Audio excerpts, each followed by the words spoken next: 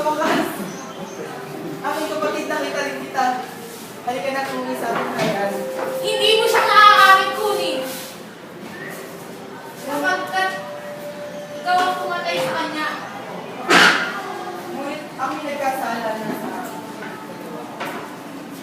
Sa isang kondisyon, hindi mo na siya maaaring kunin ulit sa susunod.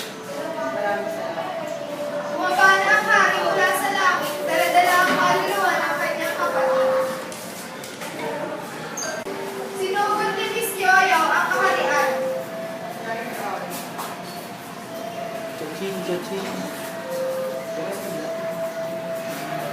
Suguri, nagpaslangin!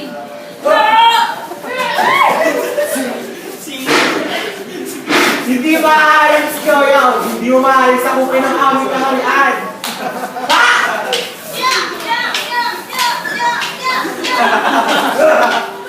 Pero dahil limang sumaklolo ang prinsipe at namatay.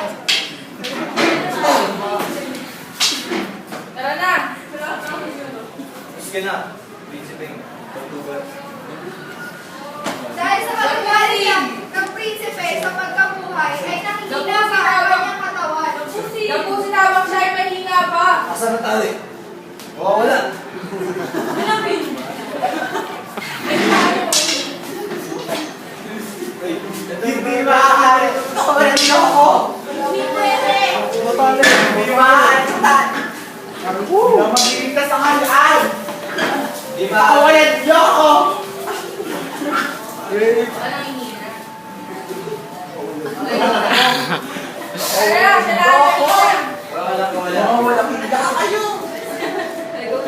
Habang nakatali ang prinsipe, hindi alam ni Reyna Misyoyo na unti-unting nagbalik ang lakas ni Prinsipe Baltuga. Kakainin ng Prinsipe Baltugan ang batuta ni Queen. Labas ang mahiwagang batuta. Natalo si Reyna Misyoyo, napahinga, napaupo sa sahig at tumakbo ng palayo.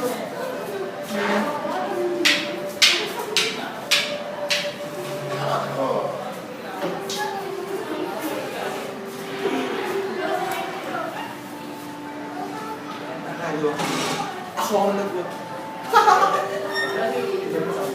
Natali at Prinsipe Baltuga. Mga sabik sa batuta.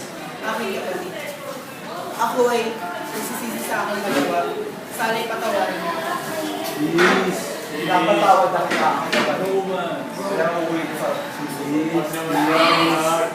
Please. Please. Dahil sa pagbawi ng